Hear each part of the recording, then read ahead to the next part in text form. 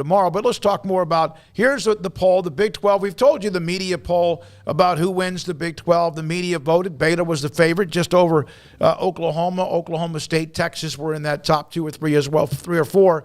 This is Inside Vegas, a Vegas Insider, excuse me. Oklahoma, the favorite to win the Big 12. Texas, right behind them. Those are 2 names that people will love to put money on. Oklahoma State and Baylor, who played for the Big 12 championship last year at 3 and 4. Then TCU, K-State, Iowa State, West Virginia, Texas Tech, and Kansas. I don't pretend to know a lot about betting, but I would tell you that 3 of the teams that I think have the better shot than Texas are all getting pretty good odds for you to go make some money on if you bet on them in Baylor, Oklahoma State, and Kansas State. Now, I think Kansas State probably has, maybe a more of a mountain to climb, but it would not surprise me to see them sneak into the number 2 spot if everything goes exactly their way. And Baylor and Oklahoma State played for it last year, and while they did, each team lost some key pieces, I don't think they lost enough to where I would put them behind Texas and particularly and Oklahoma, who we've talked about at length here, has never, or not never, but not since John Blake, so pre-Bob Stoops, had this much turnover in one offseason. Can you throw that graphic back up there, Garrett? All right, so TCU, what the world? Why are they right there? Yeah. I mean, what? I'm just kind of curious of what to expect with them in the Sonny Dykes takeover.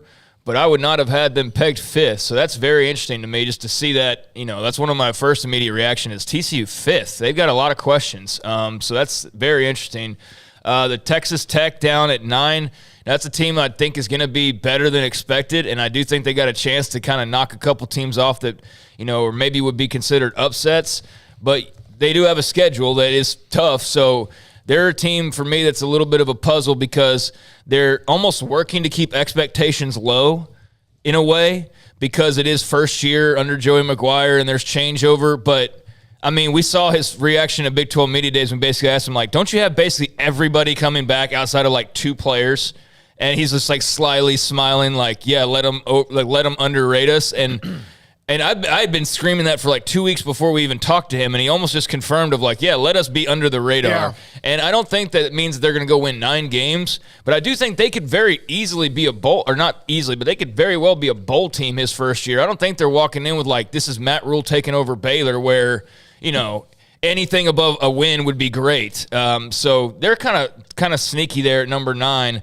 And then Oklahoma, I saw a big dust-up involving one of our site members last week with an Oklahoma writer.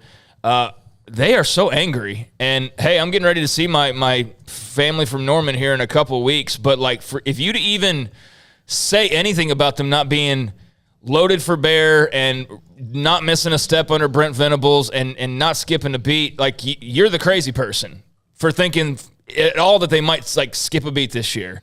And skip a beat for them means, maybe win 9 games. But, I mean, the expectations are super high. This is why they'll remain competitive in the SEC is because, I mean, it's this or nothing for Oklahoma and that fan base. But just the sensitivity that some people in that fan base have over you even just saying, you're not going to go unbeaten and win the Big 12 is you'd think that you'd call their mother a whore or something. I mean, it really is. It is like that, though. It's it's so personal to them. Well, Kendall Kaut from Sikkim365.com wrote a couple of things, put some things up on Twitter. I think it might have been either Thursday, Friday, over the weekend where he talked about Oklahoma and once they entered the SEC. But even now, and they lost their mind on him. Oh, my God. Yeah. It was insane. Because he writes for Sikkim365.com, they wanted to bury him under Baylor does one thing. And it's people's opinion. The best part was him retweeting all the people who said, obviously you've never heard of Jeff Levy. Yeah. Former Baylor offensive coordinator. Yeah, you're right. We haven't heard of him. We're familiar. Here's what I would say. Idiots. We're familiar. Yeah. Here's what I would say. Would West Virginia be thrilled with what I think Oklahoma's record is going to be this year? Should turnover really affect them? Yes. West Virginia would be thrilled with 9-3. Which is where I'm kind of pegging Oklahoma and I think they'll be good. I think in 2023, they might be badass. But I think that there's a lot of things that have happened, and things don't just congeal overnight. Like football is a game of repetition, of getting down all of the things that go in, and teams are better when they've been together longer, and this team hasn't really been together that long. I love Dylan Gabriel. I think he's a hell of a quarterback, but honestly, what's he ever really done?